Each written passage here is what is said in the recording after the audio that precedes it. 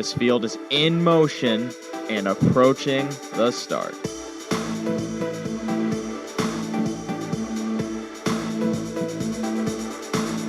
And they're off. And it's a battle into the first turn for control. The battle continues by the half and approaching the far turn. Stride for stride past the three-quarter pole and approaching the top of the stretch. And as they hit the top of the stretch, it's Mission Brief, foiled again, Muscle Hill, Captain Treacherous, and Vegas Vacation, Lucky Jim, a rock and roll dance, Be a Magician, Sebastian K approaches the line, Guccio is coming late, and as they hit the wire, it's too close to call. Now here's North American Harness Update on SRN1.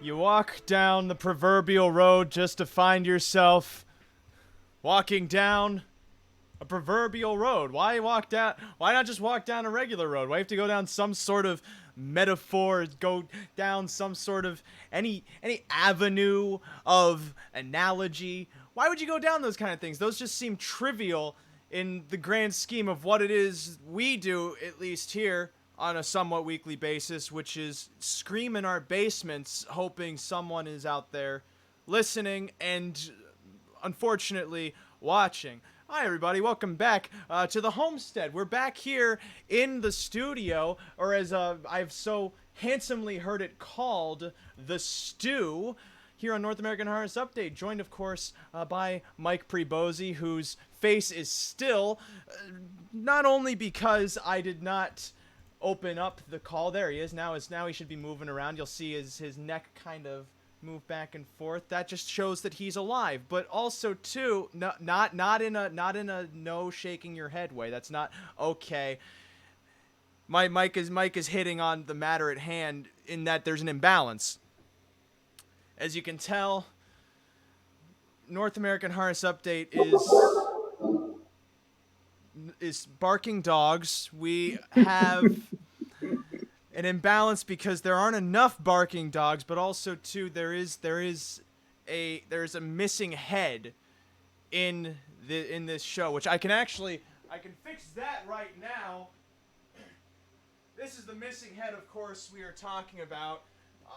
For those who remember, back when we were live in New Jersey at the Meadowlands racetrack, I was so gifted this larger-than-life, but to scale portrait of one Mr.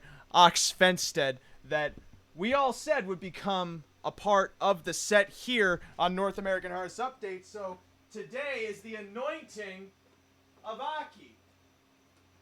And a goodbye to the Pennsylvania Turnpike. Good riddance, too. Toll roads are just expensive highways. I don't know why people still take them. And there's also, I guess, another imbalance, too. Rod Allums Jr. not here with us. I'm not sure if anyone could have picked up on that at this point, just because of how much space Rod actually occupies, both physically and vocally. However, at this point, it's kind of worrying. For those who have also watched our shows, you'll know that Rod has a tendency to just kind of wander off. And it's amazing for someone that moves so little as him that he's managed to just run off to a place where we cannot find him. So we're asking everyone watching tonight if they've seen this boy. We don't know where exactly Rod has ran off to, where he might be, where he might have wanted to go. If he's probably okay, but also too, at this point he's just kind of run off, and we're I guess you could say worried, if worried is not really caring. But as part of the reward for anyone who can find Rod, we've decided that we don't want him anymore. You could just have him. Now you might be starting to think, well, that's not really much of a reward. Well, you're mistaken. Here's why you'd want to keep this young boy. For starters, he has one of those receding hairlines, so that means when he sheds, it leaves very little mess. I know that's a big criticism with a lot of people that own pets. They say, I love my dog, I love my cat, but they leave too much of themselves all over the area, and I gotta vacuum it all up. But there's very little cleanup involved with one Rodney Allums Jr. Also, too, he matches most carpeting. That's a bottom tier. That's a bottom tier example. He's fuel efficient, but of course, one of the features that we put in, or that was put into this model of Rodney Allums Jr. is that when he needs his batteries changed, he'll shout "bang bang." And we never really picked up on this, but we know Rod is a traveler. We know that he's on the road frequently. We never realized that the reason he mutters this phrase so often is because he's just tired. He needs to have his batteries changed. We don't know what type he takes. He may be a AA guy. He may be a lithium guy. It's whatever size fits with Rod Allums Jr. There's other points on there too. We're going to tweet this out. If anyone's seen Rod Allums Jr., please report.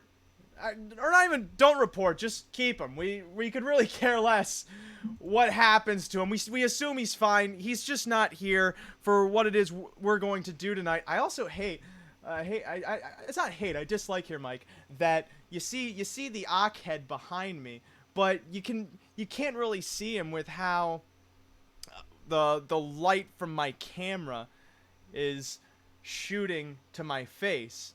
It's more so just there's this shadow lurking behind. You need to set up a spotlight for him, like on the steps, or turn the lights on to the steps. You might get more light there. Mm-hmm. That's what you need to do. I don't. Ock has always been more kind of like that lurking figure in my life. You know, I have a ticket live. I don't use him. Who beats me? Ox Fenstead. I use Ox Fenstead. Who wins the race? Not Ox Fenstead. I think there's very much some sort of greater purpose thing happening with at least how we've set this up. Because at the end of the day, when you go to sleep, when I go to sleep, Mike, there's one person looking over you, and it's Ox Fenstead. So that's Are you sure about that? That's what we've wanted, at least for me. Ever since he came to the States, he's just become a greater part of my life. Either when we're on the road and he steals a $500,000 race with a 50-1 shot, and everyone goes, "How is he able to do that?" But he was able to do that. You know why? Because he's Ox Fenstead. Only Ox Fenstead is able to do that. Here's Ross. He's joining in. Oh, Russ is here? Russ is Yeah. Uh-oh. I gotta set this up for whatever's about to happen. As people can see on the split screen, what on earth is... Are we watching... Oh, wait. He's got a head, too. Who is that? Hello, my name's Scott Zeron. How are you guys doing? Oh, my God. Oh, we've got Scott Zeron straight from his homeland of Puerto But Rico. you kind of have his eyes. You need to back him up. We're getting a lot of no's here. There you go. Mike, if you're familiar with Scott Zeron, that's kind of what you get with him. He's a handsome guy. Trust me. As a fellow Uggo, I know a handsome guy when I see one. I just have to protect my tracks here. Yes, I took the night off from the races. I decided to come hang out with you guys. How are you guys doing tonight? I'm worried that what's happening here may or may not get us canceled. I mean, I'm okay with getting canceled. I have like 8 other positions I can take up. I'm worried for more so the families that I feed with this show. Mike's 30 kids. Russ is feeding about 20 kids. So it's very much a responsibility of me to keep this thing going. Russ, have you seen Rod? Well, hold on a second, guys. I got to go get Russ. He's over in the corner. Hold on. Hey, guys. What's up? Oh, that Scott Zeron guy. What a son of a gun he is. How you guys doing tonight? I was not expecting any of this to occur, but I very much am on board with all of it. Hey, that's Whoa. It's impromptu. That's what that's what I always do. Impromptu stuff. Whoa, here's something weird. I just found my dad's old driver's license, and it has his social security number on the back. Yeah, you might not want to show that. Well, no, I was gonna say in the next hour, not only will we talk about races, but I will give out all of my father's personal information. That's oh something. boy, That's can't wait! I got my pen and paper ready. I'm just kidding. It's something. Maybe It's we can something. switch the address on that Whoa. social security check. I just realized that I can make people look at two of me. I got different angles. I really have too much power now that I'm doing the TD as well as hosting this show. It's a responsibility that no one should have. Yet I have it. Yep. Oh. Yeah, just hanging out, watching your guys' show for a little bit, just watching some baseball, and I see you guys having some big races at Vernon tomorrow night, so it should be a good time. This dog hasn't barked in a week, and now all of a sudden it's barking. Well, What are you sucks. doing, Ray? I'm making sure everything is still rolling because I have this fear of Now I having- can't hear you at all. What? Yeah, he's muted. I'm not muted. I'm You talking. muted yourself. Oh. He has muted himself. No one can hear you. I forgot. Whoa! Oh wait, wait, I gotta wait, do the wait. wrong one. Oh, this is great. I forgot how. I this don't setup want works. to see that. There we go. So you guys should be able to hear me now. Yes, we can hear you now. Yes, I was trying to set this up so that way when Hangouts is going, you can't see just my little JPEG, but I gotta do everything manually here. This is what's great about our show is that the first half is figuring out if we're on, and the second half is the show. That's why Yeah. we're 2 hours now.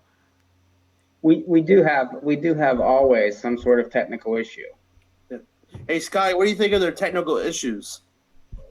Well, it sucks. We need to fix it. I have to have all the time.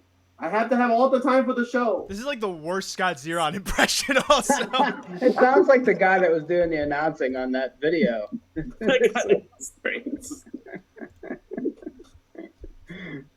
Hey, if you guys ain't careful, it might be a pylon violation. Where did you get a pot? Hold on 1 second. Hold on 1 second. Okay? It's not a pylon though. That is so a pylon. No, it's not. Hold on, if it works. Oh wait. At Mohawk, McNair goes in there pretty much every race. See? Oh, it's a strobe light. You should have these so if they hit it, then you know it's a pylon violation, right? No, I have to turn it off on account of the last time we did a show for epileptics, we realized a strobe light was a bad idea. Right. Especially for a show that was only for epileptics. Hey, but isn't it not a bad idea though? If you hit a pylon, it'll turn on. Think about it. I don't know, wouldn't that spook the horse? No, you just make sure that it doesn't spook the horse somehow, but not use this color though. Oh yes. How are you going to make sure of that? I don't know. I mean, I'm coming up with ideas. I mean, it's not like it's gonna work. So. Well, I was gonna say too, if we know that there are scientists out there that have studied which colors scare horses the most, and we've learned that particular hue is a dull chartreuse. Don't know why. Maybe it reminds the horses of, when they were little foals and the mommy mare, as they're called. They kind of have like that. They have that sort of shade to them, so it brings them comfort. Or also, too, it's a statistic, like many in this world, that I've made up. I have to tell you a joke off air about chartreuse. First things first. There's never anything good when you're on the air and you say, I have to tell you something off the air. Well, no, you'll get, yeah. I'm not like I used to be able to just, say anything. Like, you put a curb on most of that.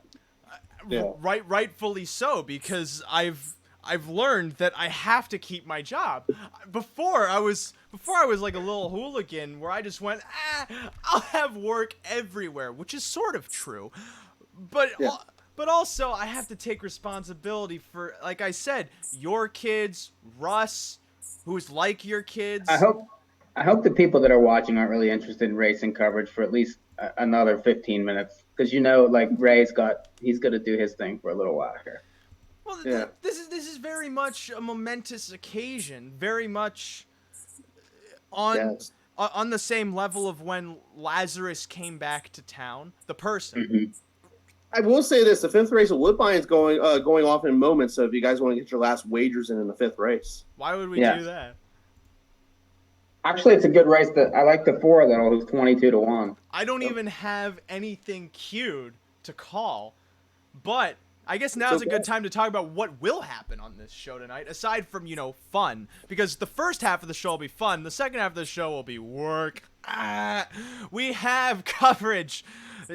I Epstein myself. We have coverage. The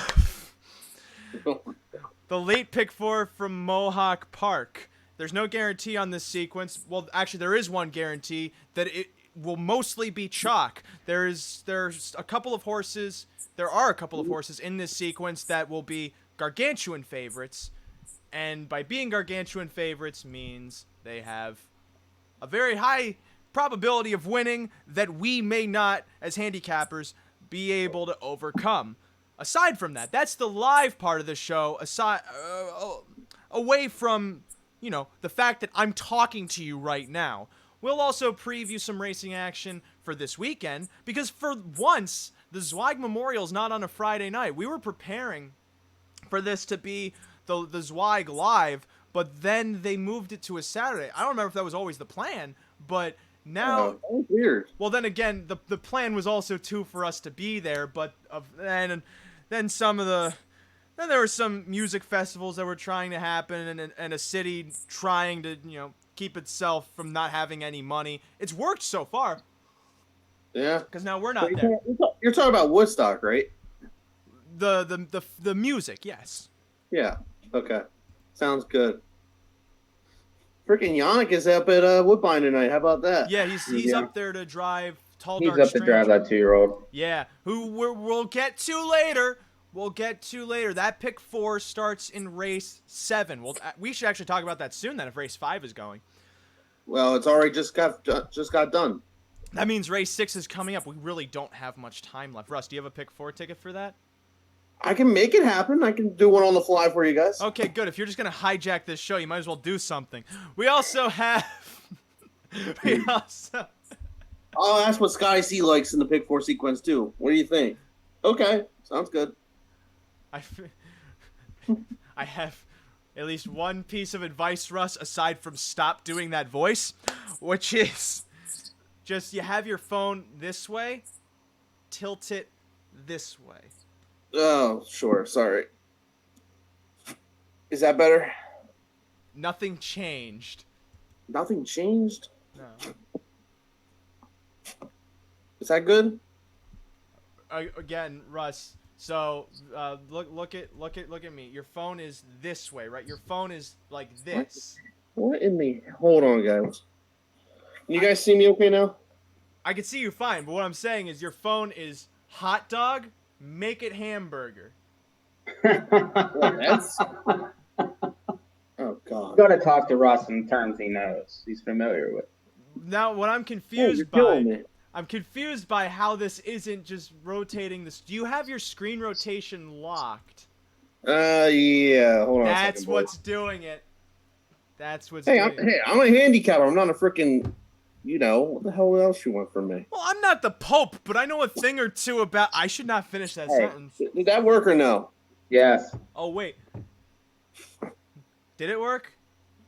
Did it work? It worked beautifully. That was great. So, Mike... You just Hold on a second, guys. Hey, what do you want from me? This is the first time Russ has ever come on the show hammered. I'm not hammered, I promise. Just wait till after the show. That's when the real party begins. I'm on my 3rd cup of coffee tonight, and I haven't even started. Well, that keeps you in line, though. That's a good thing. That's true, because when I don't have my coffee... This would have been a great bit to prepare. I could have been like Johnny Carson. I would have had a list. It's like when I prepared for the Rod is Missing routine. He's fine. He's probably just getting drunk somewhere. But I could have had a list here of all the things that Ray is without coffee, like cranky, homophobic. I'm not really. I'm a great person uncaffeinated. Don't get me wrong. I'm one of the best people to be around uncaffeinated. It's just I'm a bit more fun caffeinated. It's very much like when you have a person with talent who you go, wow, this guy's talented, and then you find out, oh, he kind of has this habit where he's just on some sort of uppers, but we don't like him when he's not on them. So let's just keep him on them, and then if he just drops dead, we'll be sad about it. All right, so everything's okay now. We're good. It's as fine as it's gonna get. I mean, I shoot like this every time, so I don't know what's wrong with it. Well, it was more so I was just seeing if I could get, like, you're in portrait mode right now on Hangouts for some reason. Like, Mike and I, we're on widescreen, so I was seeing if there was some way to fix that to make it landscape, so that way your full screen would pop out. That's weird. Okay, hold on. Like I said, the first half of this show. And the radio people don't have to deal with this, but the first half of this show is always... Things were so much simpler when we were just on radio. We had 2 hours of pure content instead of 1 hour of making sure it worked, and then 1 hour It was mostly, though, you, like, playing the harmonica and, like, doing all kind of other stuff. Like I said, fun, pure content. Yeah, did this work? Is that better? That's as good as it's gonna get. It's gonna get. I don't know why that's happening. I mean, I'm full screen. I mean, I can see my ugly mug, so. Oh, Russ, doll, be a little bit kinder to What are you yourself. doing wearing a Broncos t-shirt? That's my favorite football team. Since when? They're gonna win the Super Bowl this year, boys. No. Joe Flacco, baby. Yeah. He couldn't do it with the Ravens, but he couldn't do it with the Broncos, though. I wish they'd trade him back to Baltimore so we could beat him twice a year. What do you mean we? I can't recall flipping onto one of the sports games and seeing you on the field getting a giant hog. You didn't look hard enough. Yeah, I've been a Bronco fan for over 20 years, so it's, I don't talk about it as much on Facebook, but yeah, when I don't play fantasy football, I'm rooting for my Broncos, so you gotta love it. So, With that said, race 6 at Mohawk Park is coming up. Race 7 starts the pick 4. We might as well just talk ad nauseum, because I'm already starting to get nauseamed by this conversation about these favorites in this sequence. Race 7, of course, starts the pick 4. I should have had graphics ready, but again, one-man band, something about not enough time, threw up on myself. Race 7, now we're at $25,000. Last 5, Philly and Mare Pace, going for coincidentally a purse of $25,000. A field of 9 going postward. Like I said, if we had a graphic prepared, you'd see why we're talking about this sequence as being potentially chalky, because in this first leg you have Kissin' in the Sand dropping from the Lady Liberty, which, first things first, any horse exiting Hambletonian Day right off the bat, a contender. Those races are typically key races every single year. And not only that, Kissin' in the Sand in against competition that, quite frankly, does not, and this is no offense, I mean this in no offense to any of the horses she's in against. I'm sure they're great horses. I'm sure when you go to the barn, they'll greet you. They'll shake hooves, all sorts of pleasantries. But, I mean, Just Her Luck, Witched Alley, they aren't Sharton and Caviar Alley. This is one of the weaker bunches that Kissin' in the Sand has faced. Yet, Mike, when you start this pick 4 sequence, you don't single Kissin' in the Sand. How come?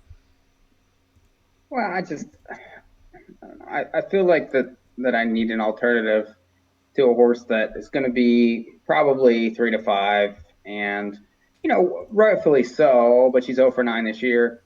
And Alexis Faith has taken some brutal beats the last 3 starts. 2 to Better Be Done, 1 to So Much More, who came from an absolute impossible spot to track her down last time.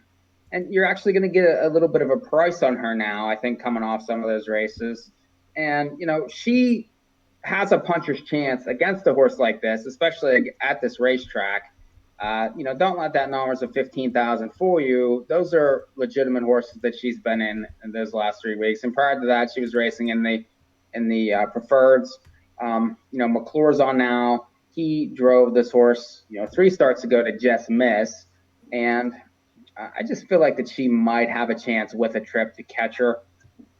But make no mistake, she's going to be very difficult to beat, especially from this post, dropping, coming out of a 146 and 4 mile. They're not going to go anywhere close to that here. And 2 starts back, she went 48 and 2 and was chasing Cabaret Ali and Swift Joy, who would both be 1 to 5 in this race. So, I don't have a whole lot clever here. I think it's probably some version of 3-7 or 7-3. Now, Russ. Yes. Whoa, Yep. When you see Kissing in the Sand in this race, are you thinking single alert, or are you thinking I gotta use another horse? Oh, this is an easy single. This is pretty much a single. I mean, the horse was racing against much tougher horses earlier in the year, racing much tougher horses in general for most of her career. I mean, don't get me wrong; these are good horses up here in the Philly Mare non-worth 25 at Whipline, but now she's getting away from all the top horses, and yeah, if you can get 1 to 2, take it. But I have a feeling this is going to be like 1 to 5, 1 to 9. Easy single, move on, and go deeper in the other legs.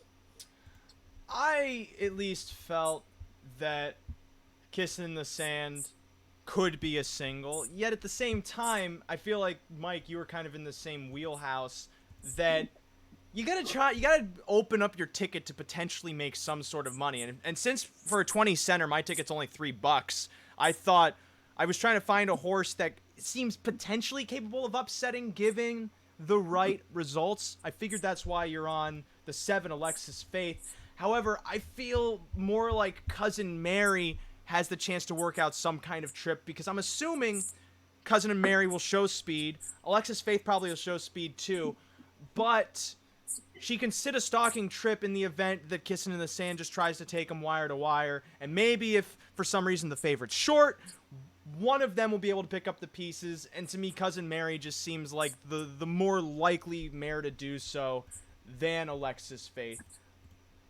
But I'm also kind of hesitant because I know you didn't use Cousin Mary, so I wonder what you know that I don't. I mean, I like her. I think that she's an excellent horse, but if you look at her results, it's a lot of 3rds and 4ths, and that's basically where she fits against these horses. She usually gets away mid pack, and then typically tries to make like a first up type move, and she's a total grinder. That's what she does. She does it very well, and she's had a phenomenal year. A lot of those wins came earlier this year. These past few races, I mean, that just missed second to Winsong Glory, that was a nice race. Has been kicking against Double A Mint, who's been very hot recently. But again, she typically ends up 3rd or 4th, no matter who she's in against. I do like her, but I don't like her here, especially from this post. I feel like she could end up first up type of thing again, and that could hurt her in here. So would she shock me? No, but she hasn't won in a while, and I don't think that this is a spot that she finally puts it together. That said, that's the first leg. Oh, Russ, did you have something to add? I did. Scott Zion's got a pick in that race as well. Okay. Oh, Kissing in the Sand. He used to drive that horse, but he's somewhere else tonight. I don't know where he's at. I think he's at Yonkers tonight, right, guys? It's closer to home. I could understand that. As someone who has been on the road, it feels nice to finally be off the road. Right. Second leg, second leg is the race that Jingra's up there for. This is a Ontario Sire State Gold Division for the 2-year-old pacing colts and geldings, $108,000 purse. And the field compiled does not necessarily what's the word? Seem competitive when looking at the favorite in here, who's 4 to 5 on the morning line. Tall Dark Stranger. Mike, I know that's a single for you. Yeah, but I will say this: the horse that he beat last time, won for Julius, was looking like he was going to win. in the 4th race tonight and, put in a crazy step and made a dirty break in the stretch and got nothing. So there's that. But, this horse has won 2 in a row, kicked 25-4 first start at 2-5 and won, won well enough, by 3/4 of a length. That was a measured victory. Then came up here and crushed at 1-9, going 51 and 1. And that's, 2 seconds faster than anything in the race. And some of these, horses have been, I have a few more races, but like horses like YS Mathis is probably better off, in golds and things like that, getting seconds and thirds. That horse needs to trip out to come anywhere near this horse. The Sports Obsession found a way to win the Battle of Waterloo whenever that race was kind of, messed up. And that horse faced Windblown, who was in an earlier race tonight that, against One for Julius. And the horse made a nice move, but ultimately ended up, I think, third in there, third or fourth. So these horses are just a couple seconds slower than this horse. And again, I don't have a ton of clever things to offer. If this horse does what he's supposed to do, he's probably going to race right around 51 again and win at 1-5 or 2-5. Hold on, something just happened. We found him. Rod here? He's wearing a cowboy hat. No, he's not. He's got the shades on too. He's wearing a baseball cap. Rod, where are you at? Where are you? Hear me? Yeah, we can hear you. You're in the dark. Why? I'm walking out of the tractor poles right now. It's extremely cold. Wait, Rod, I have a question. How hard? I got my face on. No, Rod, I have a question. How hard were the tractors to pull? I'm walking out of here. It's middle of the night. I got my shades on, so. You sound like maybe you've had a few. Yeah. Look, hopefully you didn't. tractor's got to be pulled out of here. Yeah. Maybe we don't have better Wi-Fi there.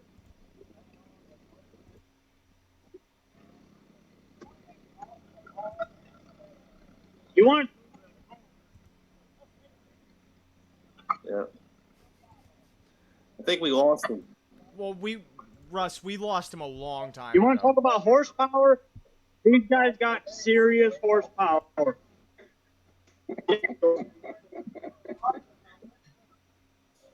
Oh boy. Can you guys hear me? Yes, but you can't hear us. I'm Yes, trying to that walk is an away. issue. I'm at the last speaker right now. Now's a great time to remind everyone that Rod is in fact missing, and I'm going to emphasize this. Anyone who finds him can keep him. We don't want him anymore. I'm telling you, the man does not need walks. He just sits all the time. You don't need to walk him. Like, come on, why would you not want to keep this boy? I know. There's nothing wrong with him. He keeps he keeps the home safe just because any intruder that sees him runs away. There's so many beneficial reasons to just keep this man wherever you find him. We don't want him anymore. Yeah. All right, let's go back to work. Rod is just on a still frame that we are going to full screen right here. Let's just get this is the last image we've seen of Rod, where we not only this is also the last image that the local police department has seen of him, as coincidentally there was a robbery of Copenhagen from the local convenience store. It'll be the first 48. What is this world that we live in, guys? Yeah, Ray. Let's talk about the second leg some more. Well, I was about to bring it to you, Russ, because you have Russ, let me finish. It's my turn. It's my turn. You have a single and kissing in the sand. Are you telling me that this is a 20-cent minimum wager, so right off the bat, your return kind of slimmed because it increases the amount of tickets that can hit it? Are you telling me that you are about to single another? I was about to vomit getting the words out of my mouth because it's outside of my vocabulary, especially, or maybe my systems become too acidic from all of the dark roast. But gosh damn it, I love it so much. Russ, are you telling me that you are about to single another chalk? You know I don't like to single chalk back-to-back races, but I going to, unfortunately. And I'll if you're drink to that. Yeah, if there's any horse you could play for second, it's Sports Obsession now. Horse raced huge in that race at Grand River on last week, and horse was third behind the 2 leaders and just went right around them like they were standing still. Yes, there were 2 horses that locked wheels in the race. I don't think it would have mattered regardless, to be honest with you. It might have mattered. It did. I'll tell you why it mattered, Mr. Russington, if I can call you by your full name. Sure. After the race, not only did Jody just walk up to Greg Blanchard and let out a big woo, to the point that it actually clipped the Grand River sound system. But also, if you can find that did happen. But also, Jameson said that he worked out the perfect trip, and the horse was really tired at the finish after chasing that mile. The only reason that horse won was because Jody Jameson was driving. And we know that Jameson is great at giving horses those conservative trips, sticking to the inside, and then somehow getting into the mix late. And that's very typical of what we see from him time in, time out. Yeah. And it worked out for him in that favor because all of the confusion was outside, and plus they went 54 to the half. On a half. Suicide mission. To quote a famous race caller, I do not want to see how fast they go. They are bad boys. Okay. That's pretty quick for Grand River, no doubt. Not as quick as 53 and 2. But yeah, so anyway, after that minute and 12 seconds of I don't know what the hell that was, but I'm going to go 8-7 in the race. And my boy Scotty's got a pick in this race as well. Let's see what he likes. Oh, he's going to go with the 1. Oh. Oh, sorry, guys. Oh, I thought you flipped it over and it had the actual horse he was going to use on it. No, he usually drives with Tony Alagna, so if he was up at Woodbine, he probably would drive Choirman. But Randy Waples is driving instead, and maybe that horse will show up. That's what Scotty thinks. I don't think that. Maybe he does. Hold on, Rod's hijacking the stream again. Oh, Rod's bad. Okay. Rod very much understood that we were on the air, and he said, I have an idea. What if we weren't? And so far, it's working to plan. Can you hear us, Rod? That's a no. He for sure cannot hear us. So there is no way he would be able to have a conversation. I'm walking back. Oh. I'm walking back towards the camper. I cannot hear a word you guys are saying. Yep. Yeah. I'll try to jump back on when I get back. Right. So here's what I love about what just happened. He said that he was about to hop on later, and then he just stayed on. He just left, but he just stayed on. For me, anyway. I was going to say, in this pick 4, it's great that we wasted all of that time because there's not much more to say about Tall Dark Stranger. You look at his form, he outranks those horses. It's tough. It's a mismatch. It truly is. It is a mixed up classification of a really good horse with other horses that are trying to be good.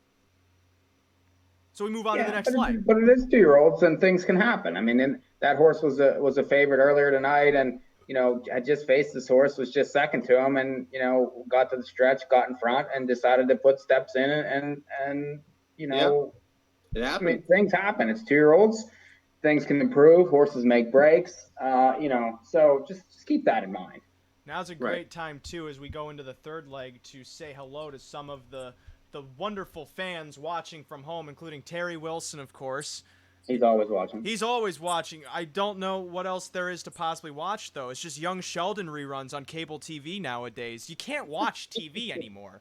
You can only watch us, and I very much understand why Terry is such an avid viewer. Nancy Hubbard, she's also a frequent viewer.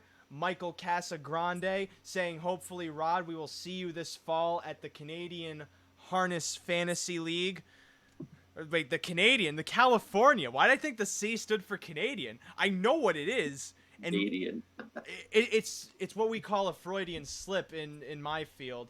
I was walking in a direction towards one word, and then I lost my grip. I lost grip. Damn it! Okay, we move on. Hi to everyone watching, and everyone who continues to watch after I just screamed that word very angrily and convincingly. I don't want people to say, including you, Mike, that I'm not a good actor.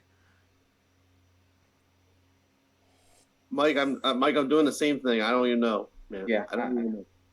This is good though, because Ray needs to get this stuff out of his system. Right. Why do you say that? You say that like I'm one of those teenagers that goes Blink 182 is music, not your Elton John garbage. Get out of my room, Dad. I don't do that. Well, he is a teenager. Well, Ray, you are a teenager technically. I'm not. No, not anymore. I'm not a teenager. Well, you were. I just turned 30. Well, so were you at some point. I just turned 30. Like, come on. I can't even do the finger on. I can't do it. It's a PG show. Maybe on my other show, maybe I'll do that. But yes, just keep teasing that, Russ. Keep teasing it the same way Catch Driver's going 3D, and then it never happens until next week. Third leg of the Mohawk Pick 4. Let's talk about that. What a great segue. This show we're on. Let's do it. Race 9 is a 3-year-old pacing filly event for a purse of $24,000 with which includes the Bill Budd trainee Boadicea? Caligula? How do you pronounce it? Boadicea. She's entering on what I believe is a 7-race win streak. Yeah. She has not lost in gold competition, albeit this is not gold competition, but typically the pattern and the path that Bud's placed this filly on has been gold, prep, gold, prep, gold, prep, and in the preps, it doesn't really phase her. She races like it's a gold, and she just seems better than most of the fillies here. So, Mike, how does she potentially lose this race? Well, she has missed a few weeks now again. They've spread her dates pretty well, but some of these ones are getting better. Like Sunny D's getting better. She went 49-4 last time, finally broke through and got a win. That was the night before the Hambo. Against these types of horses. She's 10 for 14 live. She has an inside post. She's likely going to be in the pocket again. So she could have a puncher's chance late, especially because this filly, the 6 has been just at the absolute pinnacle for the entire year. And, regression eventually is going to come. I mean, that's just, the nature of it. And, I'm sure that they would rather have it come going for 20,000 as opposed to 100,000. And, I feel like that she could be vulnerable maybe one of these nights. I mean, the problem is that third quarter is just so much better than everybody else's that she gets that separation and they just can't even come near her then. So, it's like she has so many gears that, I mean, she's just so obvious all the time. But the 4, I think the 3 has a chance. The 4, if you watch the replay of this race on August 9th last time, this horse came from an absolute impossible spot against older horses to track down Alexis Faith, Better Be Donna. And it's a move you don't see at this racetrack ever, especially by a 3-year-old filly, to kick 26-2 and win a 50-4 mile. And, that race 2 back against Powerful Chris, she raced extremely well in that race. Also, she's getting better. And that's the thing. She's improving. And if she gets a little bit better, she has possibilities in this race. And, depending on, Bodicea isn't quite herself. The other two are starting to improve. Maybe the gap closes and then the trip matters more. So it's chalky early. I'm going to take a shot and use 3, 4, and 6 in here and triple the ticket, hoping that maybe one of these nights that she comes back a little bit. But I mean, she's the queen until otherwise, somebody comes near her. We are 5 minutes away from the start of the pick four, so I'm going to have our tickets scrolling on screen now. As you see, I'm 4-6 in this leg. So much more to me as another horse, Mike, you were talking about this one, that seems like she's the only one in the race that has a kick that may be able to best Bodicea given the right trip. But the issue is, in her last 2 starts, so much more has sat so far off the speed that those final quarters could be a bit inflated as a result. Really, the only way she probably beats Bodicea here is if she's on a helmet, and whoever beats Bodicea here most likely races from off her helmet. So when you're handicapping the race from that angle, it seems like the 6 is a shoo-in, but maybe the 4 is able to get up there. Sunny D's potentially able to work out a trip like that too, but she also seems... She not only seems like she can get out-kicked by Bodicea, she has been out-kicked by Bodicea on many occasions, as has... Well, actually, I shouldn't say as has Powerful Chris, because Powerful Chris has never met with Bodicea. But Powerful Chris has been in much tougher races than Bodicea. Looking at her lines, she was 3rd, of course, in the Fan Hanover, off of a pylon trip, so she's another one that could potentially work that pocket spot. But so much more entering into this race, seems like the best price of all of them, and she's just shown the best kick as of late. Russ, I swear to God, if you single another favorite here, I'm going to have to drink both of these waters at the same time. I'm going to go a couple horses in this race. I'm not singling here. Okay. Well, Bodicea is my top pick. The horse has won, like you said, 7 times in a row, looking like it's going to be 8 times in a row. But you know how it is in horse racing. Any horse can get beat at any time. Like Mike said was earlier, Sunny D won last time out. Probably improving. Bob McIntosh knows what he's doing. He's only a Hall of Famer, knows what he's doing. The 4 horse, I don't know. I haven't been impressed with McNair lately. If this was last year McNair driving, I would use this horse. But the way he's been driving this year, I got to throw him out. So I'm just going to go 3-6 in this leg. And Scotty, what do you like in this race real quick? Sunny D. And then, yeah. So that's what I think of the race, 3-6. Oh. Enlightening. Yes, lovely, right? As we can see here on the graphic, I like 4 horses in the last leg of the pick 4, which, Mike, I feel like is the race we have to try and get a price just because these first 3 legs could chalk out completely. And the 4th leg seems at least like a competitive affair. I don't see any clear-cut favorite in this race. But again, the chalkier horses do stand over the long shots. I don't know. I don't like the 1 very much at all. I mean, that horse should have won last time and got nothing. I hate that. So that's auto pitch for me. The 4 is very much a use. Raced extremely well from the 10-hole last time to just miss to Springbridge Sassy, who got just a slightly better trip and kind of picked this horse off. The photo was ridiculous. I mean, if you'd have been watching that night, this horse is sitting on a win, finally moves inside. I think she's going to be very, very live in this race and is an absolute must-use. Lady Fine Tune, got Lasix and then got good, won 4 in a row, and, was in a tough spot last time, really never had any room to finish up. McClure Sticks, definite use there. And then the 7, Betcha Babies, 3rd back. First back was a gold, no chance against Bodicea. Second back was numbers of 4 against Lady Fine Tune. She was favored in there. Kicked 27 and 4. Didn't quite, couldn't catch the leaders. Be Best has since won out of that race. So this is another one that's live. It's probably going to be a little bit more chalky than the other 2. I'm 2-4-7 to finish. I don't know what you don't like about that 1's race. Sure, she was the favorite, but you see every other start she goes, she's not on the lead. they put her on the lead probably because she was favored in that race, and it doesn't seem like to me that's the spot she prefers to race. She was empty. I mean, that's, you know.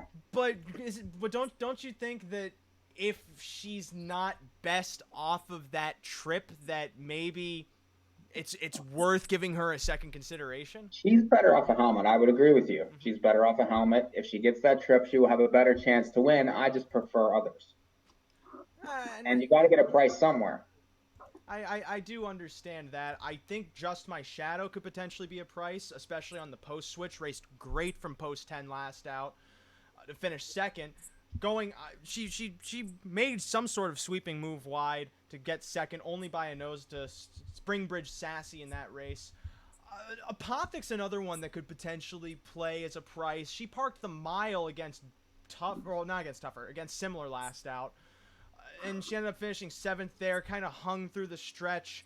But if she doesn't park the mile, I could presume she probably finishes stronger. She does have stronger finishes under her belt, but she's also been one to chase horses. So it could be one of those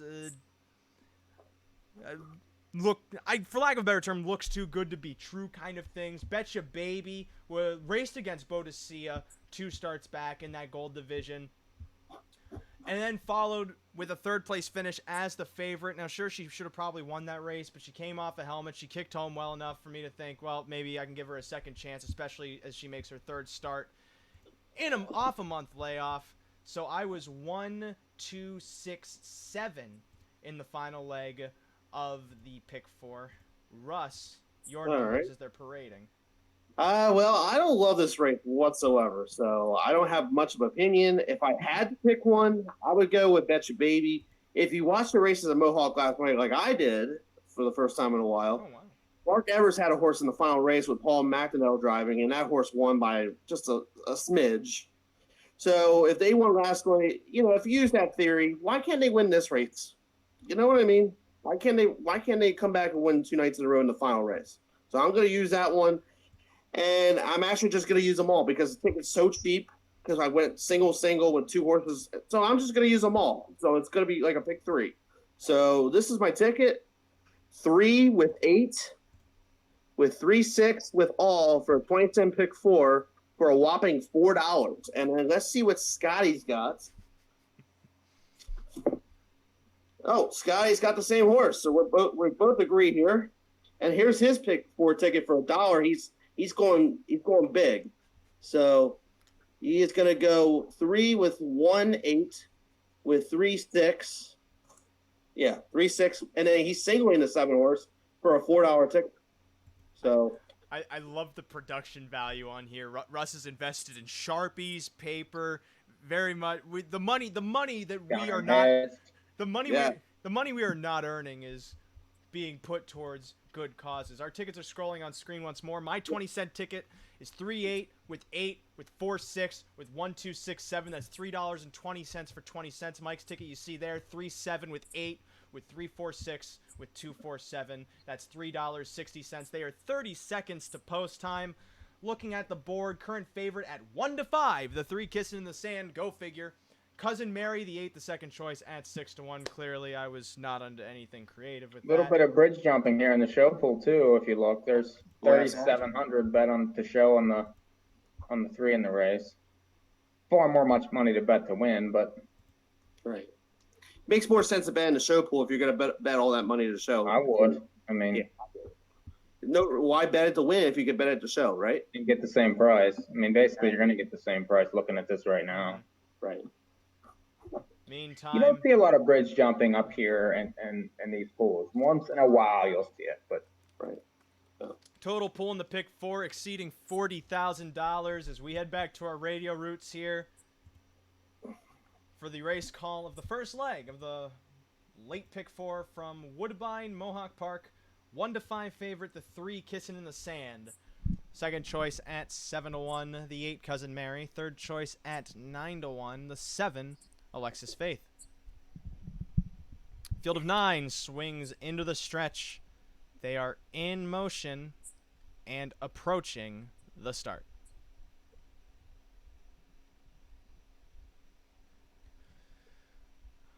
Often pacing, Harris hustles Cousin Mary to the far outside, while from the center, Witch Dally's put towards the top. The favorite kissing in the sand, edges past pylon starter Blackjack Pat to now move into the pocket heading to the first turn. Cousin Mary advances from third to be second, and now races within 2 lengths of the lead, while Blackjack Pat sits fourth, rounding the first turn. PL Hurricane then races fifth ahead of Alexis Faith sixth. Seventh away comes Anderson Seals through the quarter ahead of Just Her Luck.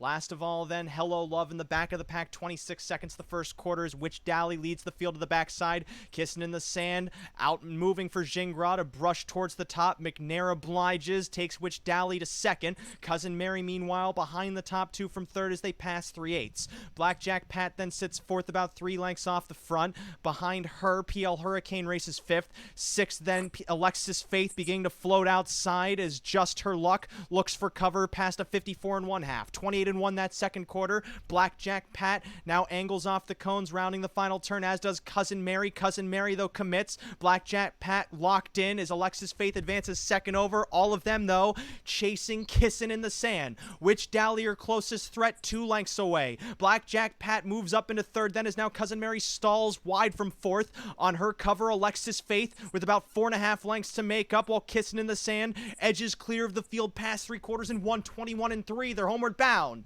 Kissing in the sand widens to a 2.5 length lead. Witch Dally angles out, leaves room for Blackjack Pat to sneak through the cones, while outside Cousin Mary gains ground, and deeper on the track, Alexis Faith. They all chase Kissing in the sand. Her lead now 3.5. Cousin Mary moves into second. Alexis Faith then third, as Jingra has the favorite under wraps. Kissing in the sand takes it by a length and a quarter. Cousin Mary second from Alexis Faith. Hello Love rallied to the far outside for fourth in 1:49 4. She looked great tonight, guys. Dog. 1 to 5. I could have played it. You got 2 to 5. You got 2 to 5 on that horse. I could have played an 80-cent pick 4 ticket to make 90 cents. That's how it seems to be shaping up. That seems to be how it's shaping so far. 3-8-7-9, the unofficial top 4 there in the first leg of the late pick 4 at Woodbine Mohawk Park. 2 to 5 over 6 to 1 over 5 to 1 over 54 to 1. Right. I see. Break time. I see everyone is enthralled by the start of that sequence. So I guess now it's time to prepare for a timeout, because we've been bad boys. We've been very bad boys. Ooh, very bad boys.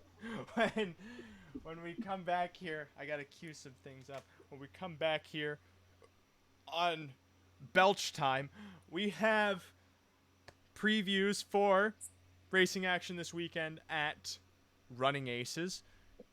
Late pick more specifically the late pick 4 for Saturday at Running Aces, as well as a preview of the Zweig Memorial and the pick 4 sequence surrounding it. It's a $5,000 guaranteed pool with a 50-cent minimum. That's tomorrow night at Vernon Downs, as well as a preview for the Gold Cup and Saucer, the premier pacing event in the Maritimes region of Canada, over on the haloed. There's a difference between haloed and halo. Don't get those mixed up. The haloed island of PEI, which is essentially like saying the tremendous machine of an ATM. Their featured event goes tomorrow night as well at Charlottetown Driving Park. But hey Ray, I'm gonna bounce out because Running Aces and Vernon, I did not look at that. It wouldn't be fair to you guys, you fans, for me to listen to my thoughts about that. So I'm gonna let you two do the rest of your guys' show. Thank you for letting me come on. Thanks for coming, Ross. Not a problem. And Sky wants to say goodbye. Goodbye, everybody. Hope you hit the pick 4. Woo. All right, guys. I'll see you guys soon. See you, Ross. All right, see you guys. Bye. see you on the other side. See you, boys. And just like that goes one Russ Adams Jr. Good time also to remind people as we're getting ready to go to break. We really do mean it. If you find Rod, keep him. Come on, He doesn't take up much space. You just He's got pulling tractors. you can just put him in a corner. He won't. He's great with pets. He matches the decor. Everything works out for you. There's no reason for you not to keep him.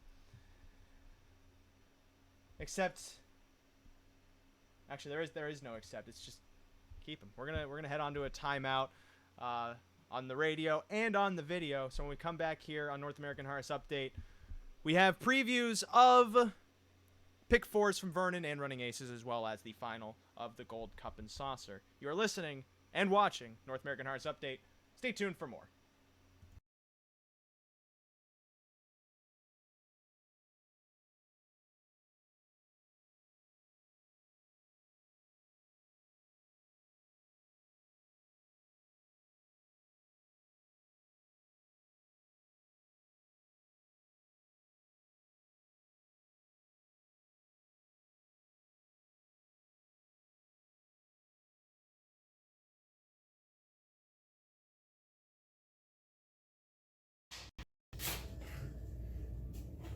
Oh, hi there. You may know me as television's Ray Gattolo, or as the handsomely wealthy Ray Gattolo. You see, now that North American Harness Update is really taken off, I've picked up this hobby of just putting all of the money that I earn down the toilet. And it's gotten to the point now where I am down thousands upon thousands of dollars, and I need your help. If you would like to help me continue this hobby of throwing away my money, please advertise with us by contacting Rod at NAHUPicks.com. Make him do all the business so that way I can cash in and keep putting these bad boys down the toilet. Oh, jeez. That was like $5,000.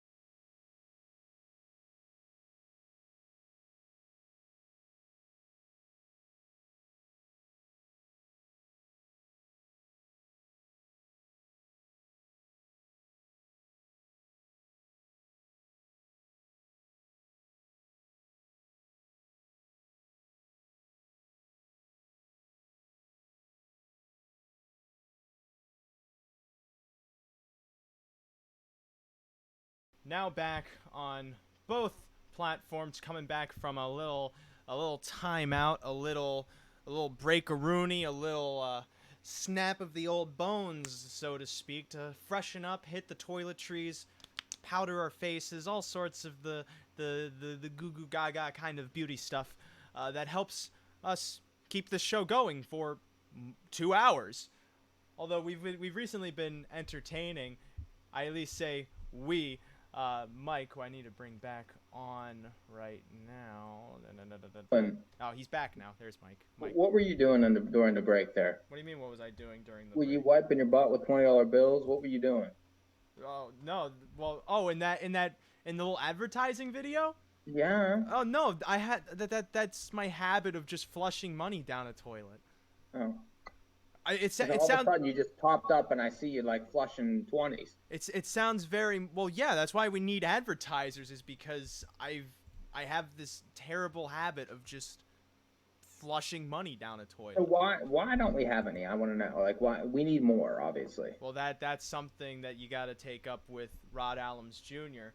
Well, he's missing, so I'm asking you. I mean, come on. At this point, how could you not? I mean, you guys know everybody. I mean, let's go. Well, trust me. There are some deals happening, some backdoor deals, especially. By backdoor, we don't mean illegal. We just mean that we're not doing them by the front door. We're not even doing them inside. We're inviting them inside at some point. We'll have some tea and scones to really try and solidify the deal. But backdoor deals have to start. They have to start kind of away before you can bring them into your home. You understand this, Mike, as a man who owns a home. A man's home is his abode. Now, there is a bridge jump on the show pool in the race 8 here at Woodbine. Just noticing. Oh. The pick 3 is paying a massive $2. Really? Yeah. It sounds like racing has just been stellar all night. No, it's been favorites all night. I mean, not just it's 3 to 5 every race. I mean, I think they had one horse pay $14 or something, but other than that, it's been all favorites. So I'm pretty sure it was one of those nights. They look like that on paper. I was gonna say, I'm pretty sure you could call that a horseman's card. It's a card for the horseman, not for the bettors. Yeah. Definitely not the bettors. Although the turn's good, and actually the supers and stuff have been good. It's the, if you're into playing multi races, forget it. I mean, it's been brutal. Well, we're both live in the pick 4 sequence to Tall Dark Stranger, who I did not see what he's 1 to 9. 1 to okay, 9. So that means. That means we may be looking at a whopping $2.10 on our pick 4 investment. Yeah. But that also means it's probably a good time to branch the conversation towards races that could potentially pay more, such as the sequence tomorrow evening at Vernon Downs. Yeah, let's do that. I saw the PDF open on your computer just by the change in light on your face. I figured that's what you wanted to know. So that's where I'm at.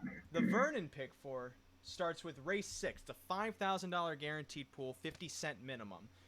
Mostly, actually, it's all stakes. You can classify New York Sire Stakes as stakes because it's in the name.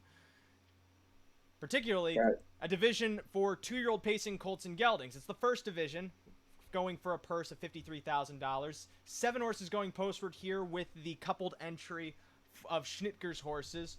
And Mike, to start things off with you're 2 deep. I think you're 2 deep. You're 3 deep right now. Yeah. You're 3 deep. But not using the morning line favorite. Well, the thing about these races, it's very interesting because a lot of these New York Sire Stakes horses have been racing on a lot of half-mile tracks. You see a lot of Yonkers lines, Batavia lines, Saratoga lines.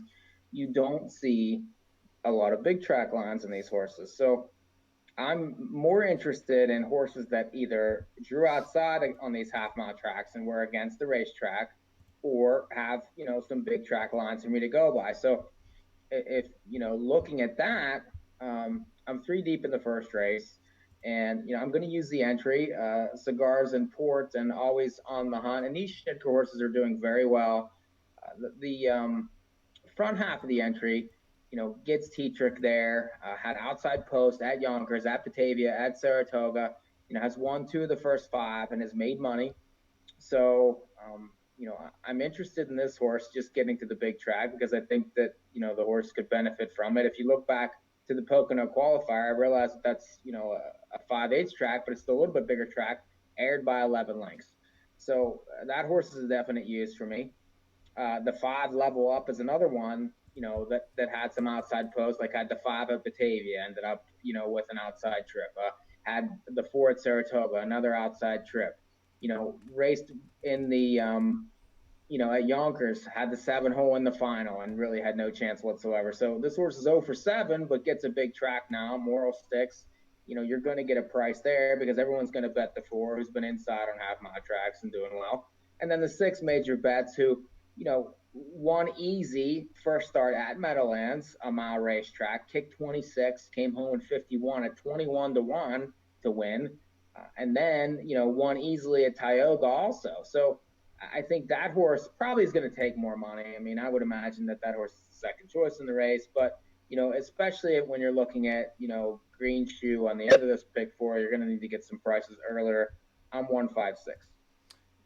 No, I'm in agreement with you on the Schnitger entry. I feel like they could potentially bring a ton of value into this sequence, assuming they're ignored, especially that the front half, as you were talking about, Cigars and Port. That horse has been going big trips on the half-mile track and going such trips that make it appear that with the stretch out to 2 turns, he might be able to thrive more than he was able to racing on those smaller ovals. Also, too, I feel the same way with the 4, American Rebel. As much as he had inside posts helping him to race well over those tracks, he still was doing the dirty work. He got to the lead in his last race, lost it, went first up to retake, and then won by 2 lengths in hand, and has just been racing well enough on the half to seem like the kind of horse that maybe could take that speed to the 7/8, which I kind of see in major bets, but my issue, he got a slow first half in that race at the Meadowlands. He was 21 to 1. Everything just said he was not supposed to win that race, and yet he did, which could mean that he was heavily underrated or something played in his favor. It's tough to gauge, but I feel like at the price he's going to be, I have a tough time taking him in a way that's different than the way I'm taking American Rebel as a chalk, because I feel like that there's room for him to grow on the bigger track as opposed to major bets who could have just been capitalizing on a specific circumstance. Fine, okay. I also use the 5 Level Up, who's another one that's been racing well on a half and could probably race very well on the 7/8. But meantime, we will catch this race at Woodbine in sequence. By Woodbine, I mean Mohawk, because they're already into the first turn. In front here, Better at High Tide, leading by about 2.5, now 3 past the 26-3 opening quarter. Sports Obsession sits second ahead of Choir Master third, then a gap of another 2.5 back to the Amazing Sando in fourth. Away fifth, then the favorite, Tall Dark Stranger, has about a length and 3/4 on Y.S. Mathis, pacing sixth. Or rather, Tabloid Writer, Y.S. Mathis behind that one. They're then back to press time to the inside of Beach Blanket Book.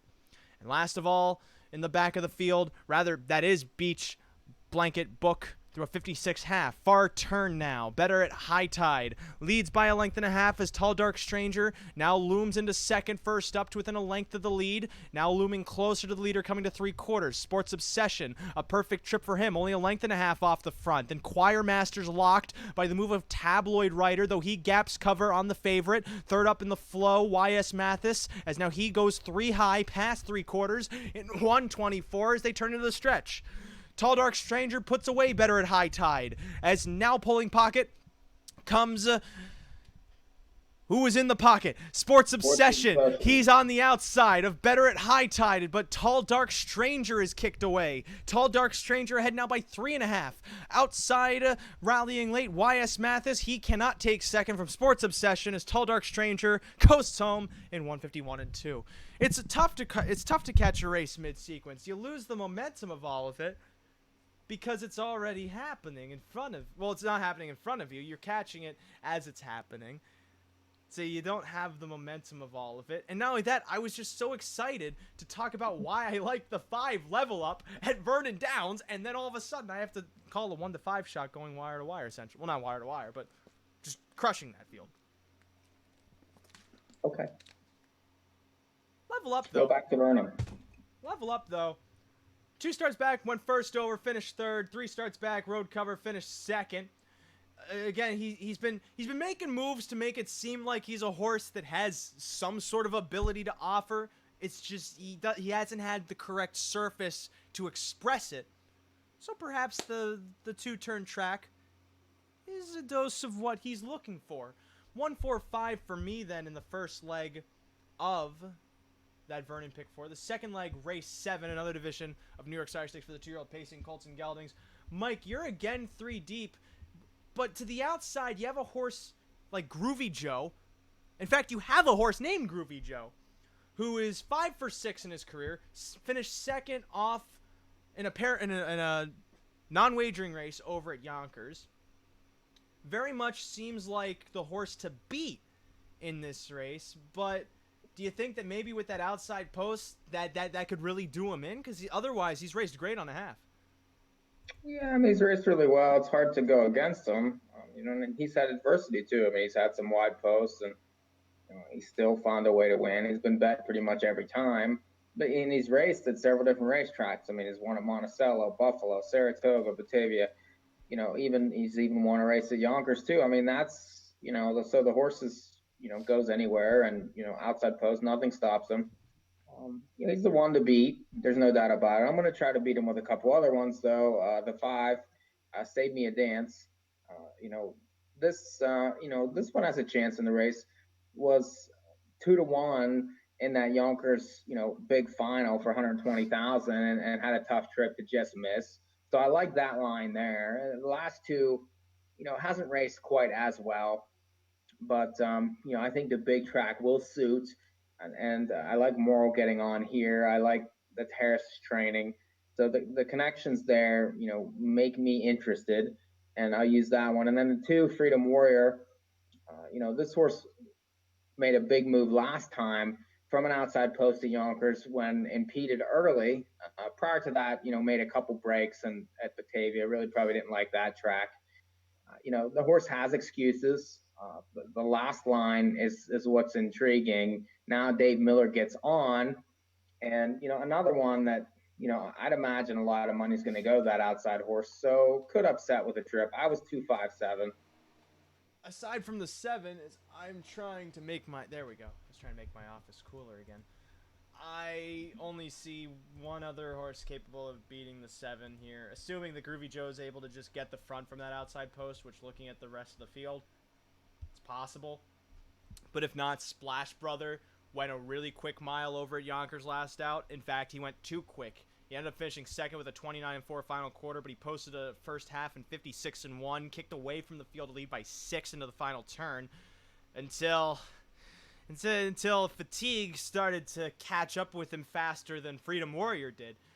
And so Splash Brothers seems like the only horse capable of just probably getting to the front and then maybe taking the field the rest of the way. If not, Groovy Joe's probably sitting right behind him to capitalize off of it, because otherwise most of these other horses don't even show too great a form on a half for me to think that they could improve going 2 turns. So I'm going to stick relatively cheap, 1-7.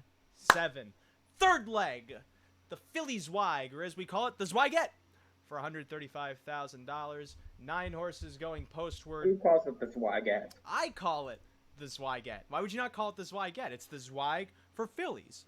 Would you call it the Zweigutant? What exactly phrase would you describe it with? We could call it the Ladies Zweig, like they called it the Ladies Classic a couple of years ago. Or you could call it the Zweigies. It's the Zweig and Ladies put together. I think Zweigette probably fits best. You don't like Zweigutant? Like Smurfette. Okay, so my dad... Remember Smurfette? I do remember Smurfette. I have many a fold out of her, but... I want to know, how, Smurfette was, the only female out of, and there's, 150 male Smurfs. I mean, she's sort of up against it, don't you think? In terms of employment opportunities or wage garnishments, what exactly?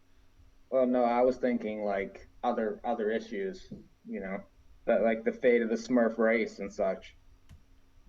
Do you see any Smurfs around anymore? No, but I mean they're small. They're 3 apples high. So you're not really looking. I just know I called a fumigator the other day for something that may have looked like a Smurf, so maybe I'm part of the problem. All right, continue. Ah, That's what I get. you in the Zweigette, you go 3 deep. So Yeah, first 3 thing, deep is what I get. I was gonna say, Evident Beauty seems like a horse that could be a clear-cut favorite, assuming she doesn't break. But you did see that break on Oaks Day, and I bet that's why you weren't totally confident in just singling her. Yeah, I mean she's obviously faster than these when she's right, but she had every chance in that Oaks final, and whenever the real running started, she was running, and that's really not where you want to be. She's tough to trust, and again, another short price. I thought the Ice Duchess raced very well on August the 2nd. She's starting to put it together. She was a really nice 2-year-old, won 424,000, has the right connections. Finally broke through last time with a very easy win, very very much easier than it looks on paper. She was never really looked like a loser in the race. Now comes here, gets Jingra, probably will end up on the front because the Ice Duchess likes to come from off the pace. I would expect, they're going to have to catch her to win the race. I'm also going to use the 3 Sonic Grace, who, is another one that was in the Oaks final. Probably, not having Lasix was a detriment to her. And, now she gets it back. She has some lines that fit versus these, draws well, could end up maybe in a pocket in the race. And, her class just, makes me more interested. She's another one that won 400,000 at 2. So I was 3, 4, 6. Sonic Grace is one of the long shot horses I also use in this race, because if you watch the replay of the Hambletonian Oaks, you'll notice that there's a horse that I also called it this way because as they were coming through the stretch, When Doves Cry was up front, and then you had Asiago and Millie's Possession. But to the inside, you see Sonic Grace looking for room, seeming like she has some sort of horse to give in the stretch. And she's rattling around to the inside while Asiago swoops outside into 3rd. And Sonic Grace, I think, ends up finishing 5th. No, she finishes 8th in that race. Yeah, so she went backwards. In that mix-up and such. But part of me was wondering if that bid we saw could have been because she was sitting off of a 54 and 4.5. If there are a lot of nuances, I guess, to the trip that perhaps I'm overlooking instead of just realizing I saw something in this filly in that stretch drive. She got interfered with. It took her out of contention when it seemed like when she had some horse. So going back on Lasix, perhaps that helps her in some way. It could help her in some way. And then the Ice Duchess you were talking about, she's always raced best off of a helmet.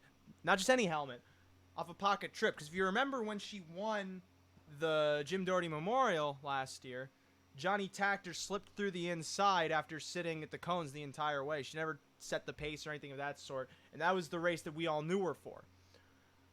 She did race on the lead last out to win, so perhaps she's adding another dimension now as she comes closer to the crux of her 4-year-old season. Or not the crux, rather the start of her 4-year-old season. She's in the crux of her 3-year-old season right now, and it seems like maybe she's starting to round back into form because she had a couple of missteps heading into the Hambletonian Oaks, so much so she didn't even make the final. And she could potentially correct that by rebounding here, as could Evident Beauty, even though she made the final and should have raced better than she did in the final. But you can't really predict when horses are going to break. And she was, in fact, one that you could not have guessed would break. 3, 4, 6 for me then also in the Zweigette.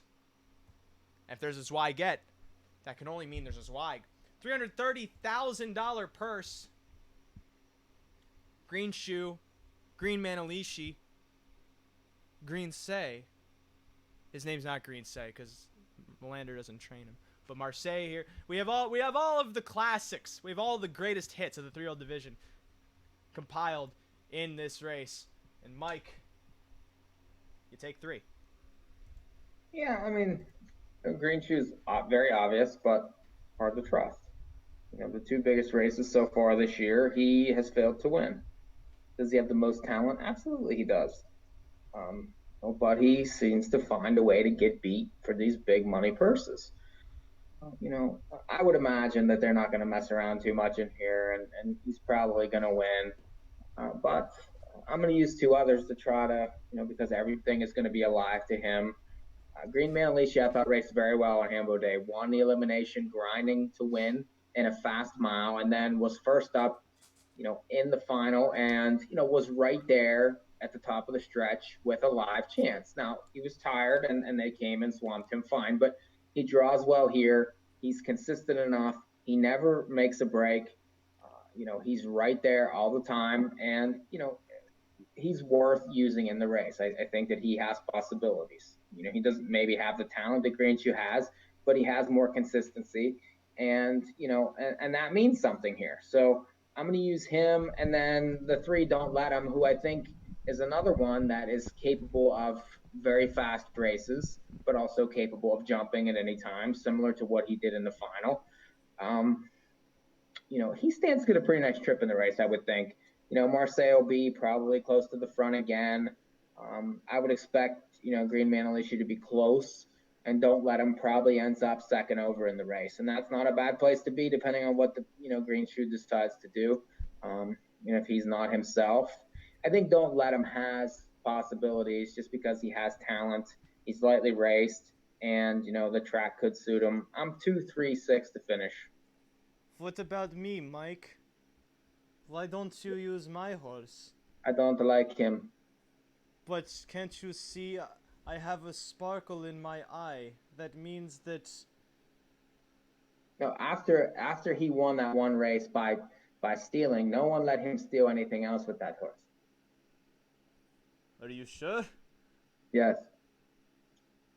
Well, this bit's I don't broken, like him. then. I don't use him either. I feel like he's not gonna steal it the way Metz Hall was able to steal it now. Different horse, different time. I don't necessarily think that there's going to be a Metz Hall in this race this year, because I feel there's only 2 contenders. It's pretty clear who those 2 might be.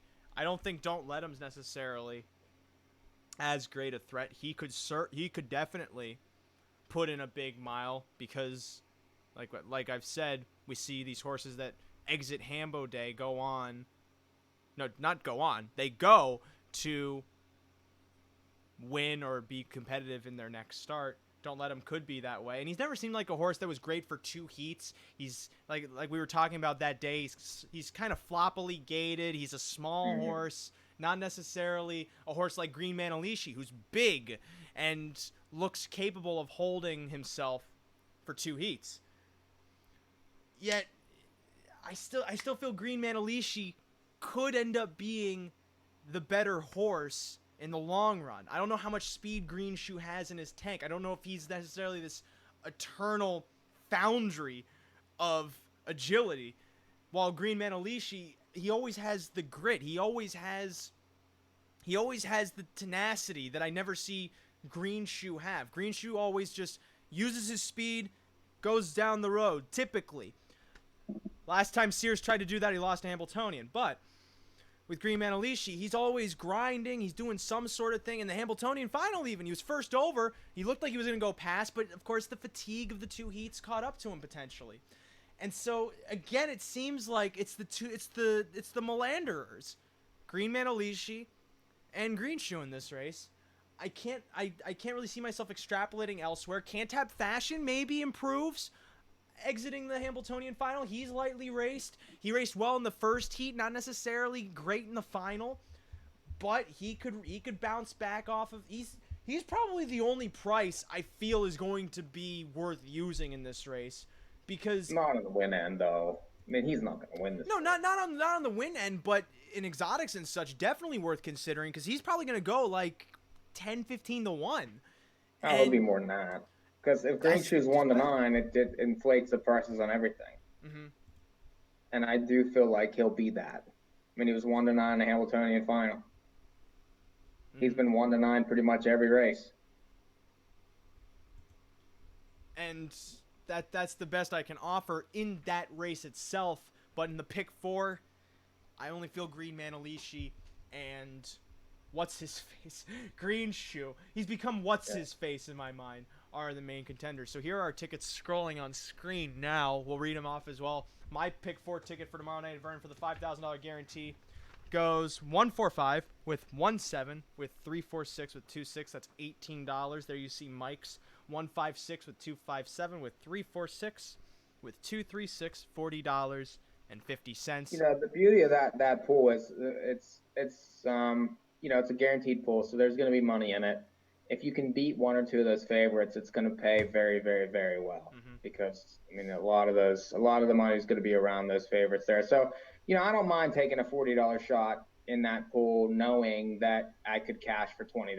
That's okay, because there's a chance that I could hit that ticket for $1,200 or $1,300 also.